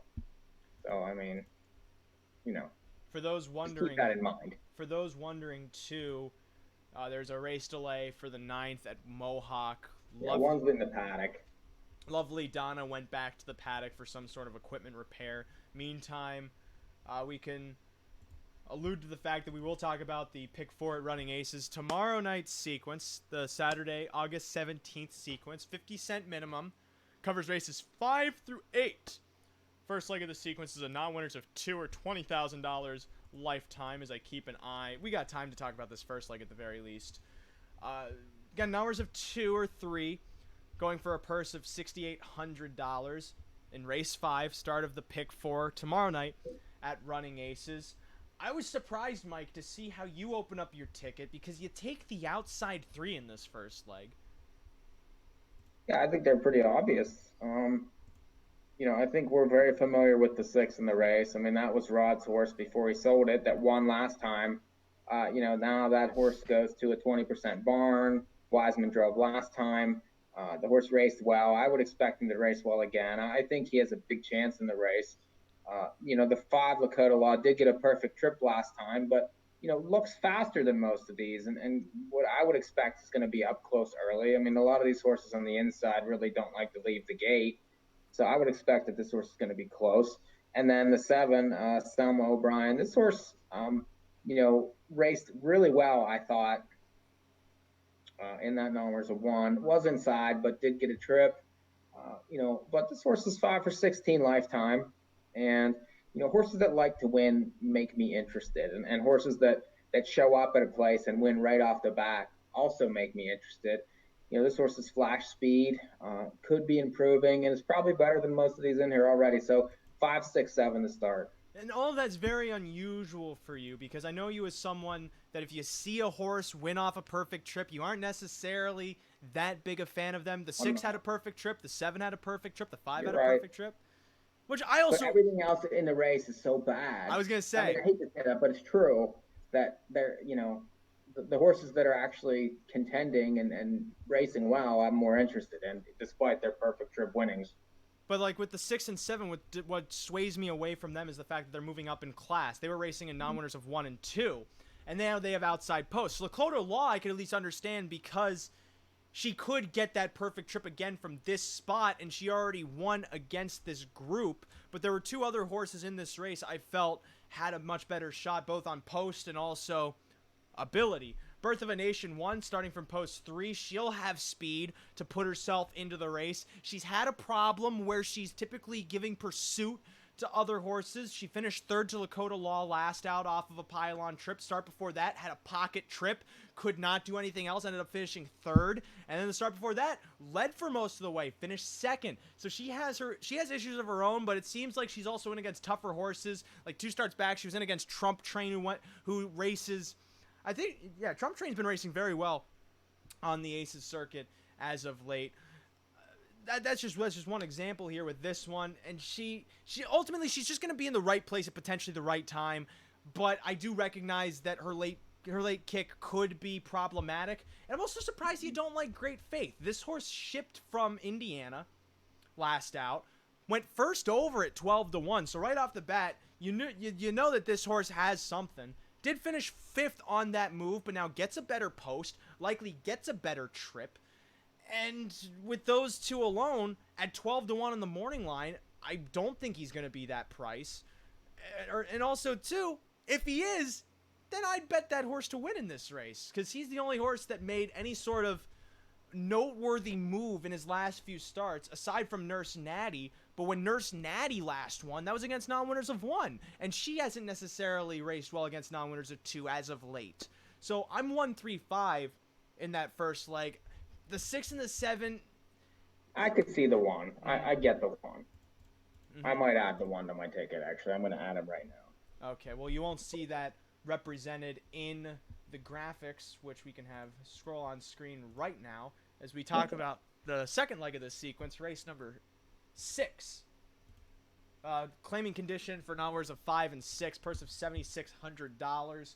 In this race, I was 3 deep, taking the 1 First Dibs, who's another horse that's been putting in decent trips, gets a good post this time around, and ultimately just the fact that he's making moves after the leader, racing aggressively against this stock, makes me think that at 15-1 on the morning line, he might be able to work his way into the ticket. Special Sauce also could work a great trip. He was the favorite last out, but sat at the pylons the whole way to finish 3rd to Musician, who is the final horse I use in this race. Musician's won 2 of the last 3 starts he's been in against this group. He finished 3rd last out when trying to set the pace. I'm going to consider that race an anomaly in comparison to the rest of the field here, because it seems like he's much better than most of them. Sure, He Grins Again went fast last out, but he chased an outlier mile set by Real Gorgeous in an hours of 850. And you see a lot of horses moving up from that in hours of 850. That's a class that's not really comparable to this field, and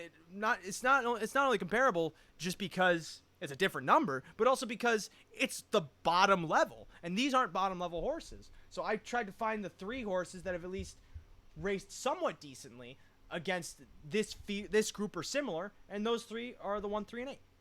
And you missed the 2 though, who looks best to me, is probably would be my top pick in the race. And if you remember that race from Tuesday night, I don't know if you were watching, but this horse lacked room at a key point, and then along came Jane, ended up swooping them. This horse found room late to be second, was bottled up most of the race, and really had nowhere to go. Now gets Dean McGee to drive, gets an inside post, and has been racing at this upper level for quite a while and getting checks. I really feel like this horse has a big chance to win. I also could see the 3 and the 8, but I think the 2 is an absolute must-use in the race. It is possible on the class angle too, and my ticket's fairly costly, so I'm gonna probably stick to my guns and try and beat some of the cheaper horses, at least with one of the bigger prices I have, because I feel First Dibs could work his way in, but he needs the right trip. I recognize that. I could be looking at the charts on Sunday, and I could see he finished 8th by 8, and I see he was first over, and I go, oh, okay. Well, I tried. Also, this race at Mohawk is getting ready to go. The 3rd leg of the late pick 4. We're actually, I shouldn't even say we're live, because everyone's live in this sequence. 2-5 on Bodicea. I'm alive to her and the 4, so much more. Mike is alive to the pick 3 to the 6 is paying $1. Mike is alive to the pick 3 paid a massive 57 cents. If you're keeping score. All right, Mike's alive to the 3, 4, and 6. 3-year-old pacing fillies swing into the stretch. They're in motion and approaching the start.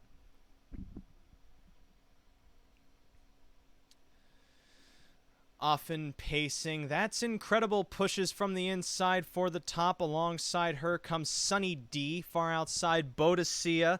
Now ranging towards the top 2 to now take the lead past the first 8th. Sunny D to her inside, yields to the favorite, rounding the first turn. While That's Incredible sits 3rd, about 2.5 lengths off the new leader, with Lovely Donna then gapped 4th. Sitting 5th, so much more to the first quarter than the last of the sextet. Powerful Chris Race is about 7.5 lengths off the leader, Boadicea, through a 27-1 first quarter. Up the backside, Boadicea leads Sunny D by about 2 lengths, with That's Incredible stalking from third. She's about 3 from the front. Then Lovely Donna remains fourth, ahead of So Much More.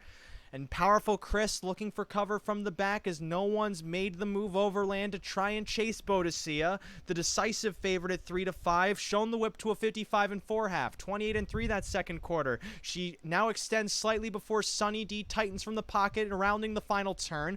That's Incredible then still sits about 2.5, 3 lengths from the lead in third. Lovely Donna gaps even more. She's about 5 from the front. Behind her, So Much More, ready to get underway from the back, with Powerful Chris last of all. Coming to 3/4, Sunny D appears the closest threat to Boadicea, who is encouraged to go on. 3/4 in 1:22 4, a 27-second third quarter, as now Boadicea faces a threat. Sunny D outside, trying to get past her into the 8th pole. Lovely Donna then outkicked by So Much More, diving to the inside from between horses. That's Incredible. Sunny D digging into Boadicea, and she's looming closer. Sunny D inching up to Boadicea, now getting past in the final stride. So upset here, with Powerful Chris rallying late for second. Boadicea third in 1:49 4. That was a good call, Mike, on Sunny D. I did not like that horse, at least from that spot. But again, as I was talking, this is one of those dumb things where I was right and then it made me wrong. I handicapped the race knowing the only way you beat Boadicea is off a helmet. Who sat on her helmet? Sunny D. Who was the horse that I was talking about that would sit on her helmet? Sunny D. Why don't I learn? Well, I don't know. I mean, when we talked about the race, like, there were a couple of things I liked. One, that she improved and got a win last time in a very similar spot. Two, that she was going to be in the pocket again, and I felt like she was getting better, whereas Boadicea could eventually have a little regression. And, the purse isn't that big tonight, and here this horse gets a perfect trip. She's getting a little better. Maybe the other horse regressed a little, and that leads to an upset. You get 5-1, and you finally get a little bit of a price in the pick 4. So, if you listened, we talked about this and that it had a possibility. So you got 5-1. 5-1 over 5-1 over 3-5 there in that leg of the pick 4, the third leg of the pick 4. Mike is alive. I'm knocked out because I didn't use Sunny D. Even though I handicapped the race correctly, but then I was like, nope, that's not gonna be the horse that gets the pocket. Even though who did you think was gonna get it? I thought So Much More would actually leave. Oh, okay. I mean, she did. What can you do? So Much More really never had a chance the way she was driven. So. Meantime, we move on to the third leg of the pick 4 at Running Aces. To recap, as we have our tickets scrolling on screen now, I used the 1-3-5 in the first leg and the 1-3-8 in the second. Mike, in the third leg, this non-winners of one, or as we would also call it, a maiden, you're singling Mystical Storm, the 2.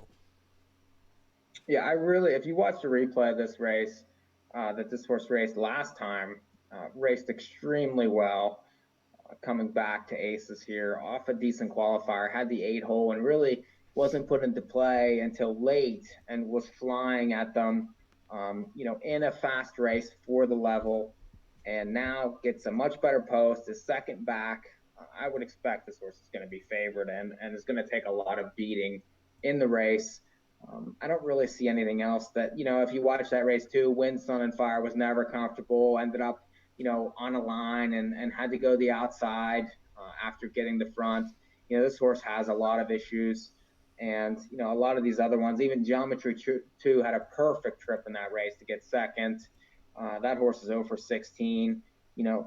Zanelli's another one, 0 for 11. It really never makes much of impressions. The 9's outside. It just all leads to the 2 being a very obvious contender with any sort of leave. I would expect, him to finish and win at a short price. I mean, I understand Mystical Storm, but I can't single him because I don't know if he guns. I don't know if he gets the front. I feel like very much the race. I don't think he has to get the front. He just has to be in the top 4 early and he'll win. I don't know. As you can see here on my ticket, I very much feel that I don't just feel that Wind, Sun, and Fire has the potential to just get the top and then maybe take them the rest of the way. Last out from post 7 got the front, somehow lost the front, went first over, and as a result faltered to finish 5th. That horse was the favorite at this class. Sure, he's 0 for 6, but you look at his miles, he's getting better with each and every start. And also, sure. Did you see the race last time? Tell me what happened.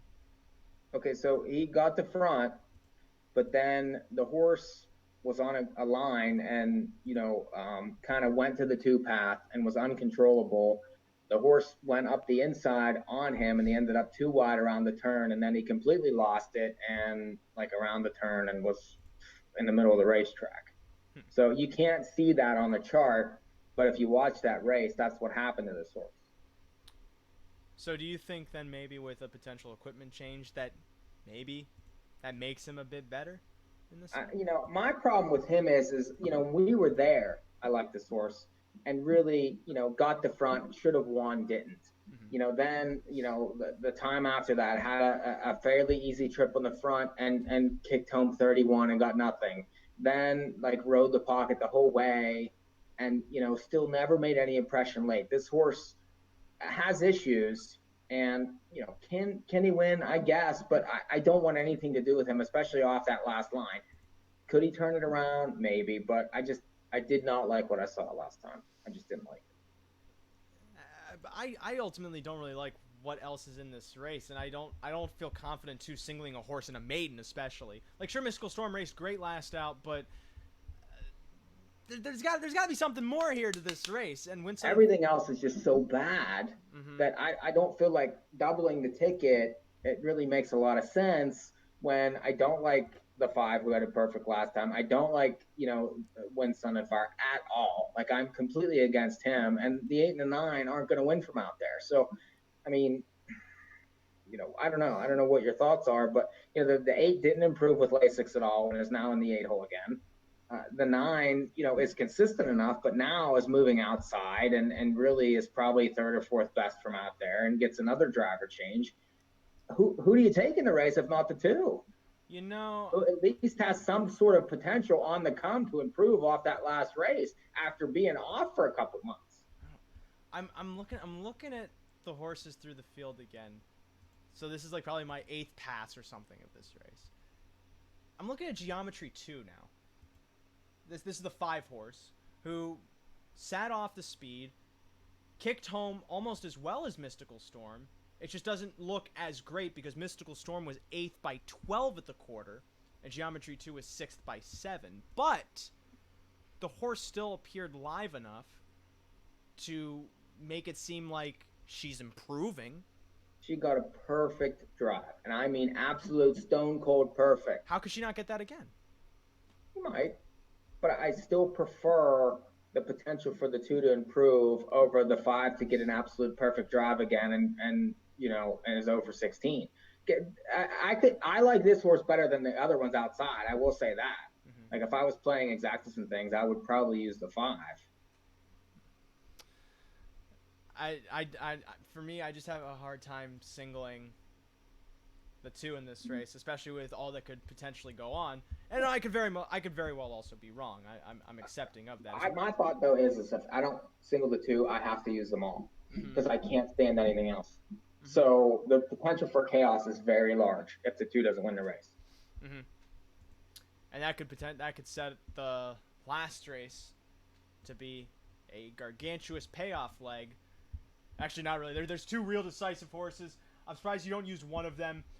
You're taking the 2-4 in the last leg of this sequence. I understand holding all the cards. I use that horse too, but why no Real Gorgeous? I just didn't like the numbers at 8,500. I recognize that that's a fast race. I mean, a 51 and 4 mile at Aces is ridiculously fast. And, ultimately, this horse probably needs to be used. I just didn't like the race he comes out of. I prefer the 4 on class, and I actually prefer the 2, with these bad trips he's had recently, and, he's been racing at upper levels. He might not be quite as fast as the 5, but I could see the 5 maybe regressing just a little bit and bouncing off that ridiculous race to at a very short price. So I ended up 2-4 in the last. I do respect that mile, though. That was a huge race at Aces for sure. Well, the reason why I don't think that the horse could bounce is you look back at his lines over at Scioto. The horse has always had that speed, but this is a trend I'm noticing with Seekman horses too, because Rock and Speed's another one from that barn. They have the ability to go fast. They don't use it at the right points in the race. And it seemed like that mile definitely the mile he could go here probably will not be of that caliber. But even if he goes a lesser mile, he probably still matches this field. He was in against hours of 6 over at Scioto. Those horses typically can do well in this classification, the hours of 3,000. But of course, also, we got to recognize that holding all the cards makes that drop from the open handicap, which will definitely make him take a lot of money in this spot. And is why we both use him. And I can understand you using Prodigal as well, just because you got to try and get some sort of other price in this sequence. And he does drop in class. He did have a bad post 3 starts ago. He hasn't necessarily been put into the greatest spots, but he also tends to just sit too far out of the mix for me to really think that he could change that from post 2. I hate that I have the 2 favorites, but I have the 2 favorites in that last leg. Well, the 4 space really tough one. 9 ways, Fox Valley Nemitz, Stucky Dote. Last time this horse was in an open 2, won quite easily here. The 4 is going to be extremely difficult to beat. The reason I like the 2 is I feel like he has the potential to be closer in this race because besides the 4 and the 5, this is more like a bunch of non-winners of 850s. And he's much better than that. He's had tough trips. He's had bad posts. He's had bad setups. And he's faced better horses. So, he won 9 times last year. He's 10-1 morning line. There's things to like. I understand the 5, but as a 10-1, looking to upset, I feel like you could do worse than the 2. Mm-hmm. No, I agree. I'm not necessarily too thrilled with my ticket because it costs $18. It's 135 with 138 with 26 with 45. Your ticket's half of mine. 567 with 238 with 2 with 24. That's a $9 play in that pick 4 at Running Aces for races 5. I'm going to add the 1, I think, to the first leg. So mine will be 12. Okay. So then... Nope, Mike's ticket should be 1567 with 238 with 2 with 24 to cost $12. Well, it's 10:54 p.m. The final leg of the pick 4 at Mohawk is probably going to go around the time we want to go to bed. Yet there's one more race to talk about, and it's probably going to be going off around this time, if not later tomorrow night. At Charlottetown Driving Park, their signature event goes tomorrow. There's a doubleheader, a matinee card and an evening card. The last race of the evening card. You could say the North America Cup's a big race. You could say that any other Canadian race is a big race, but each and every one of them, although it's a $60,000 purse, each and every one of them would say that the Gold Cup and Saucer is one of the most prestigious events in all of Canadian harness racing. And it's race 24 on the day, but race 14 on the evening card. There's 8 horses going postward in this event. The 2 trial winners, Sir Pugsley and Midway Island. Sir Pugsley draws post 1. Midway Island draws post 7. Right off the bat already, you see some potential.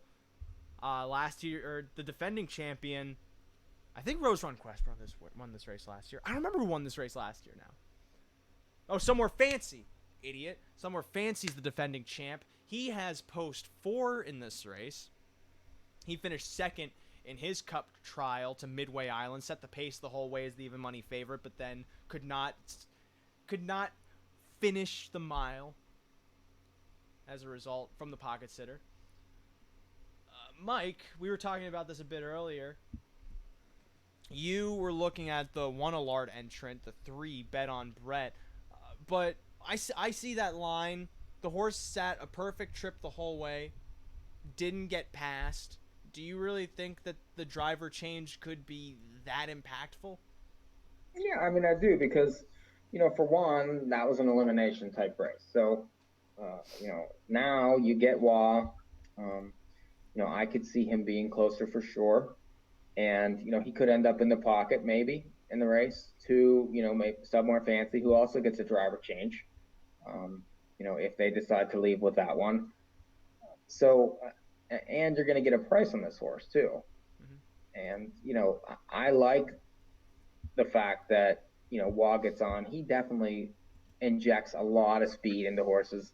The post, I think, is significant for him, and he needs to be used at a price. I could see the two getting a piece in the race with a better post and, kind of some lines that, aren't flattering, at smaller racetracks. But this horse, has made 132,000 this year and 834,000 life. He's sitting in the 2 hole. He's going to get ignored in the race. Mm-hmm. So I would tend to stick to the inside here. I'm sure that Cullen is going to blast with Midway Island because that's what Cullen does.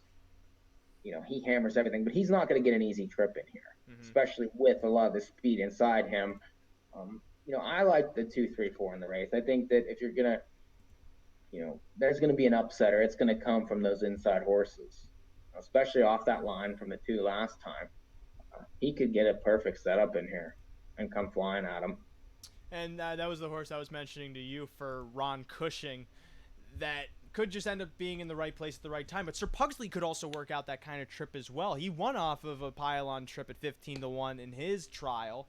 And this horse was shipping from Plainridge, of all places, for the Cup and Saucer. But the Cup and Saucer does tend to attract horses racing on different circuits. Like Bet on Brett comes from Saratoga and Yonkers. Liz Byrne was racing at Harris Philly and Pocono, as was Midway Island. Midway Island actually an acquisition from Ron Burke, because the Colin and Andrew bought this horse off of Mark Weaver and company for the Gold Cup and Saucer specifically. And if we're analyzing the trials and such, that's what we're here to do. We aren't here to. Well, I'm here to do other things as well, but currently I'm talking about the trials. Better's Fire was the one horse that stood out to me because he had post-8. He did have things go his way because horses went off stride, got knocked out of contention, helped him make the final, but he also parked the whole way in that race.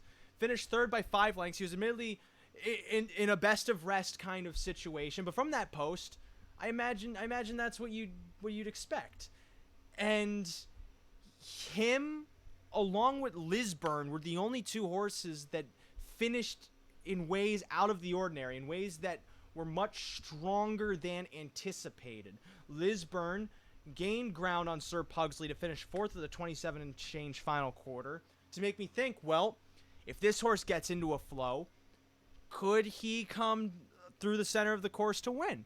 It's possible, and he'll be 10-1 on the morning line. But also, too, we must recognize the Allard's history in the Cup and Saucer is very much a they win it a lot kind of history. And Somewhere Fancy has the connections of Team Allard, albeit Bet on Brett also trained by Allard, but Louis Waugh drives that one. Simon coming up specifically to drive Somewhere Fancy. He drove this horse last year to a victory. Mike, he could also just take them wire to wire.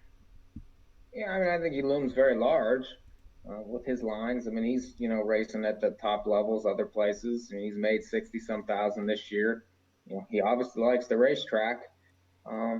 Faltered a little in the elimination, but, I think it all comes down to the final for these 2 horses. I could see them going 1-2 very easily. Mm-hmm. I would stick inside the race. I would probably do some sort of 2, 3, 4 sort of, play with maybe a little 1.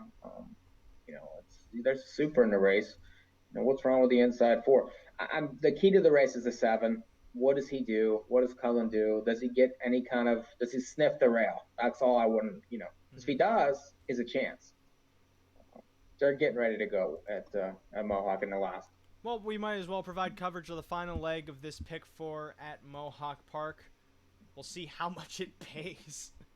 It's paying good. I have some nice tickets alive. 247 to finish for me. All right. Final They're leg paying good.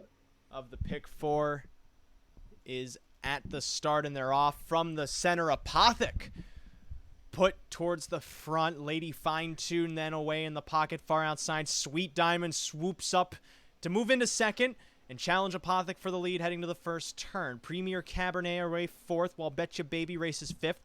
Charmbro Bree then sixth, with Just My Shadow seventh, moving towards the opening quarter. Back then to Cinderella Delight, and towards the very back of the field, Springbridge Sassy 27-1 for the first quarter up the backside. Sweet Diamond leads by about 2. Apothic then second under a firm McNair hold, then another gap of 2.5 to Lady Fine Tune racing third.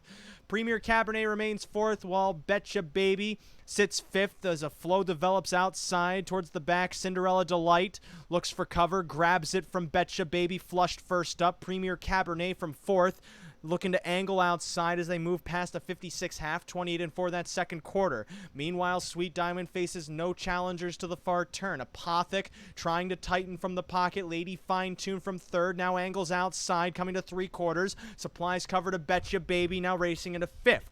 Inside, Premier Cabernet shuffled, while towards the back of the field, Charmbro Breeze inside of Cinderella Delight, now third over. Fourth over comes Salzbrook Jesse. Then in the back of the pack, Just My Shadow ahead of Springbridge Sassy. Three quarters up in 124 as Sweet Diamond leads them into the stretch. Sweet Diamond drifts a touch while Apothic looks for room to the inside. Outside, Lady Fine Tune. Those two now envelop the faltering pace setter, with Apothic taking the advantage. Apothic sneaks through to the inside to take a 2-length lead. Charmbro Bree rallying two with Betcha Baby to the far outside, and Premier Cabernet emerges from the bunch, but Apothic had them all beaten. Apothic wins by a length from Premier Cabernet, as well as Charmbro Bree and Betcha Baby in 152. I had Apothic, but I didn't have Sunny D. Well, I've got a great drive on the 2 there. I mean, the horse was jumping over them. Just absolutely terrible.